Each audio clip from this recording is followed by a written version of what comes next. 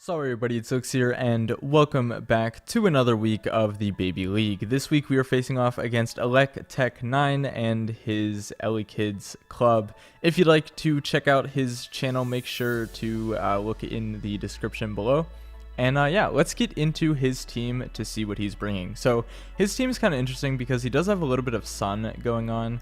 So looking at his draft, he has the potential of Vulpix, Ammonite, Cutify, Bulbasaur. Both Cutify and Bulbasaur are Z users, Makuhita, Squirtle, Bronzor, Zorua, Electrike, and Numel. So he has a couple things that can abuse the sun there with the Vulpix, Bulbasaur, and the Numel, as well as having yet another Shell Smasher that we are going up against in the Ammonite, and then potential like Quiver Dance from Cutify. So he has a lot of ways of setting up, so we do have to be wary about that whenever I was building my team and playing the battle. So the very first thing that I put on my team this week was my Snivy with a Life Orb, running the Leaf Storm, Defog, Leech Seed, and Hidden Power Rock.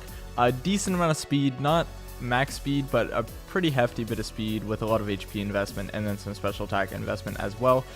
This Snivy matches up pretty well against things like the Electrike, which is one of the main reasons I wanted it. It's also good against Ammonite before it sets up a Shell Smash.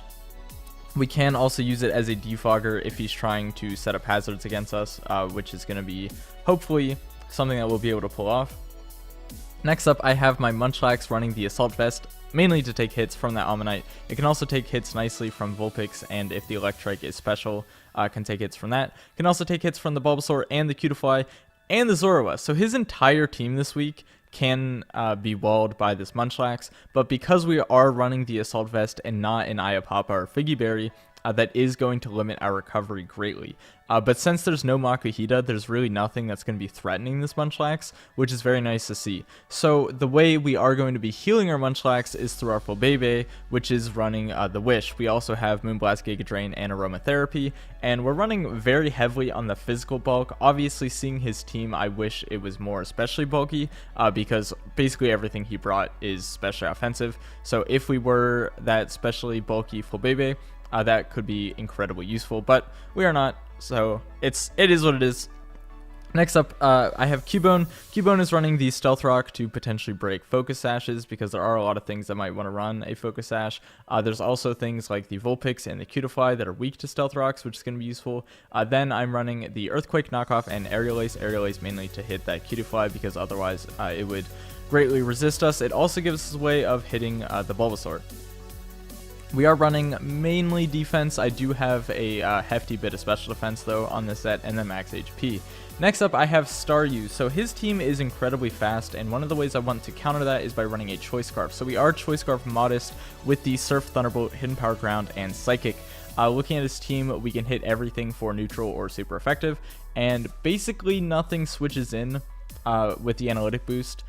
Things can take a hit from full, but nothing can take a hit after switching in. So if there's ever a time where he knocks us out with something, we bring in Staryu, get a kill 100% of the time. Finally, I have Chomper not running a Choice Scarf this week. We are running the Life Orb with the Dragon Dance, bringing the Outrage, Rock Slide, and Crunch with enough speed to outspeed a couple things once we're at +1 speed, and then the rest in attack and HP. So yeah.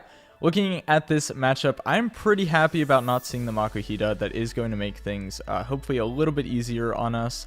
However, obviously there is the downside of my EVs were kind of prepared to face a Makuhita, and we're not seeing that. So there is a bit of waste there. But without any further ado, let's get into the battle versus Elekids 9. So whenever I was thinking about what I wanted to lead off with, I thought, you know, honestly, nothing on his team really wants to take a hit from Staryu, and if there is something that can take a hit, I'll just swap out. So I am going to lead off with my Staryu, as we are going to see the Cutify, and if this is a non-Scarf Cutify, we outspeed. Even if he is Choice Scarfed, he should fear it. So we are going to go for the Surf here. Normal Cutify, this kills 100% of the time. However, we are not against the Cutify, we are against the Zorua, and he's going to live on, I believe, 1 HP and go for the Dark Pulse. This is huge. Now, I talked to him after the battle. He realized he should not have stayed in here. He thought I would have feared to switch because he thought that Cutiefly was faster than Staryu, which is not the case. Staryu is faster, so he should have switched there, but he didn't recognize it, and it worked out for him. Had I knocked out that Zorua, it would have been huge, but we are going to be forced into our Fulbebe here just to go for a Moonblast to try to, or sorry, I go for a Wish actually, which is nice to have the Wish up. And he's going to bring in that Vulpix, setting up the Sun. I am going to switch out because if he does attack, then I will be able to take the hit very nicely with my Munchlax and get that Wish recovery. But he's going to show off the Roar, showing that he's potentially a more defensive / utility Vulpix, and he is going to Roar us into our Cubone. Now, Cubone doesn't really hate this matchup, so I am just going to go for an Earthquake, because even with the Sun, I can live a Flamethrower. I can't live a Fire Blast if he's like Life Orb or something, but I could live a Flamethrower, and he is going to bring out his Cutiefly, taking the Earthquake.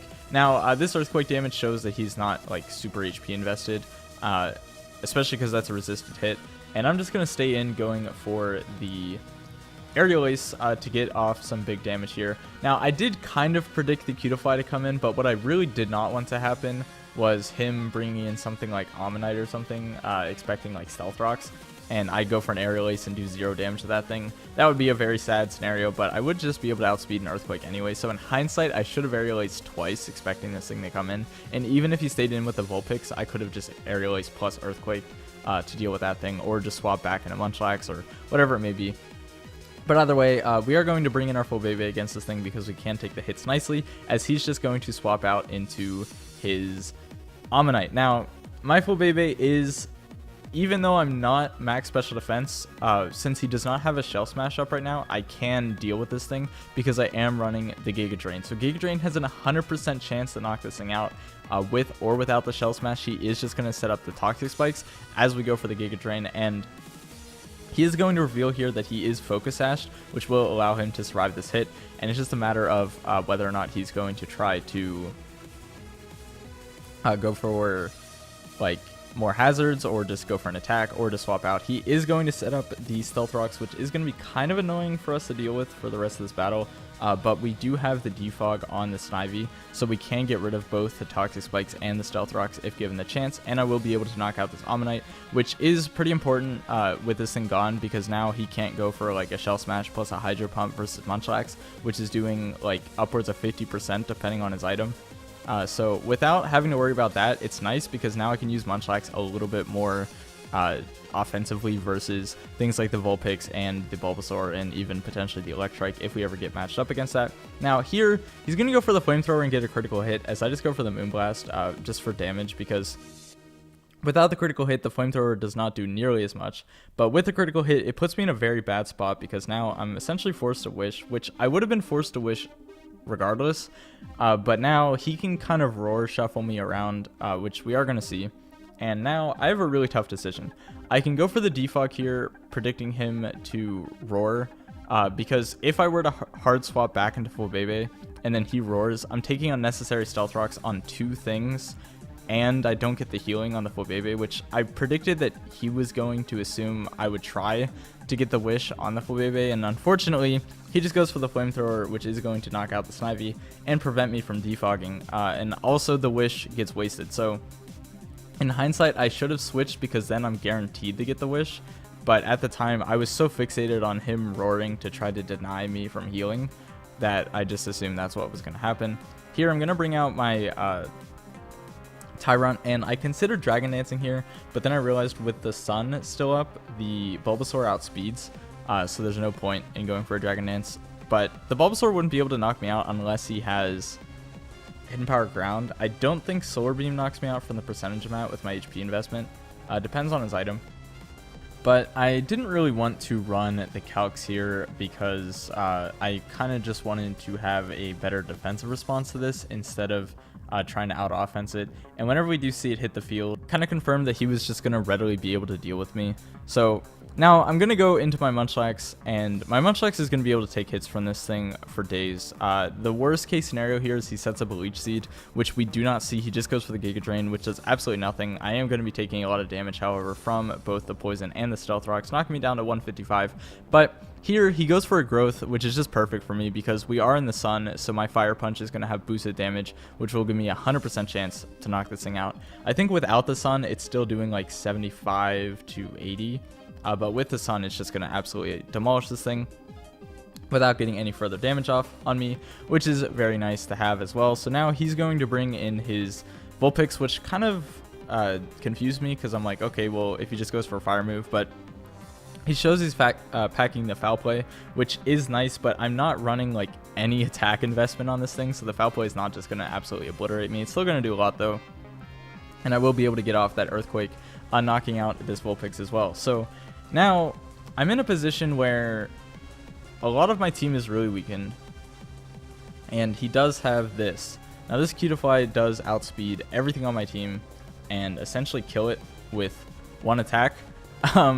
So I have to play weirdly around this thing. So what I'm going to do is I'm going to bring in my Volbebe, praying that I can live a Moonblast, because at this range, depending on his item, I think I can live if I'm like super specially bulky, but I think at this point he knows I'm not specially bulky, and his play here should have just been Moonblasting, but he is going to swap out into the Electric as I go for a Wish. Now this gives me an opportunity to go out into my my Cubone, because I can be immune to that Thunderbolt. Now in hindsight, what I should have done was I should have gone into Tyrunt, taking a Thunderbolt, then getting the Wish for all of my HP back, and then if I go for a Dragon Dance, I win the game 100%.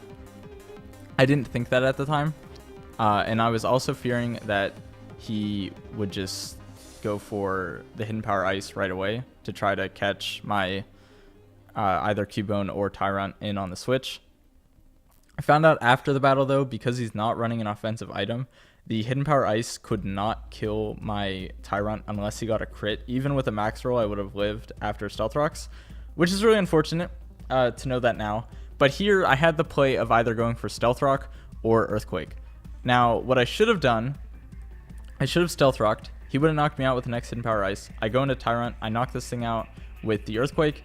Cutiefly comes in, dies the rocks, I win the game 2-0.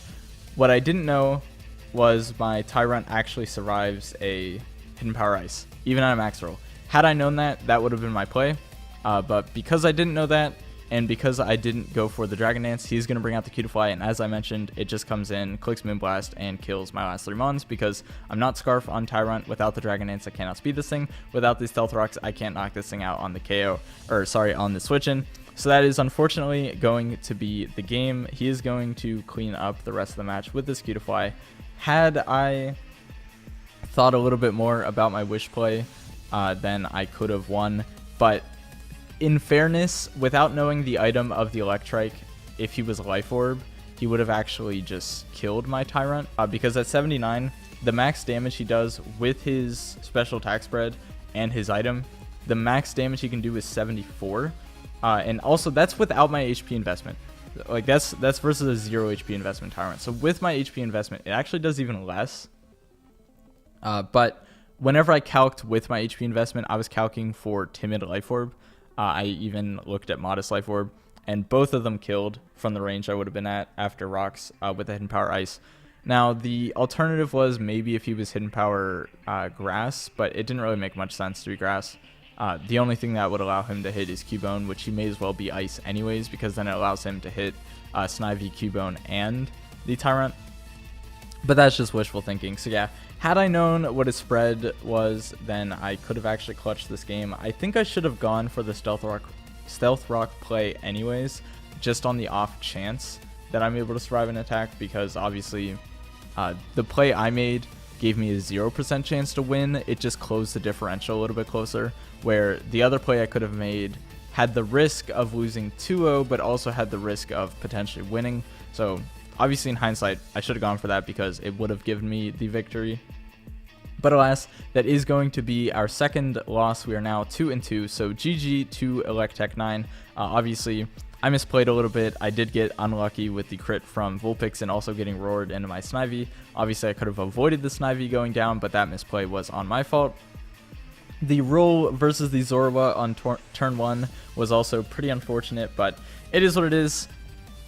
It's the game that we play, and I'm definitely going to be trying a lot harder next week to pull out a win. We are going to be facing off against Lars, El Scizor, and his Borussia Donphan.